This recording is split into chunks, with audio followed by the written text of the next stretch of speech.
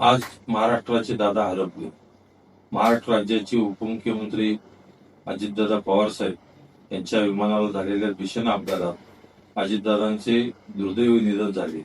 ही घटना अतिशय दुःख, धक्कादायक आणि मनाला सुन्न करणारी आहे.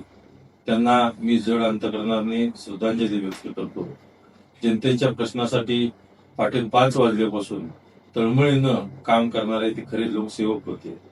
राज्याच्या जडणघडणीत त्यांनी दिलेले योगदान व महाराष्ट्र कायम स्मरणात ठेवी. दादांचं अकाली जाणं हे त्यांच्या कुटुंबासाठी आणि संपूर्ण महाराष्ट्रासाठी आम्हा सर्वांनाच एक धक्कादायक आहे. प्रशासनावर जबरदस्त पकड आणि महाराष्ट्राच्या सर्वांगीण विकासाचा ध्यास असलेले धडाडीचे नेते अशी त्यांची ओळख होती. महाराष्ट्राच्या इतिहासात सर्वाधिक वेळा उपमुख्यमंत्री पद भूषवण्याचा विक्रम त्यांनी नोंदवला होता. त्यांनी महाराष्ट्राच्या राजकारणात आपली एक प्रभावी कार्यपद्धतीची छाप सोडली. त्यांच्या निर्णयाने महाराष्ट्राने एक कणखर, शिस्तबद्ध, वक्तशीर आणि कार्यतत्पर नेतृत्व गमावले आहे.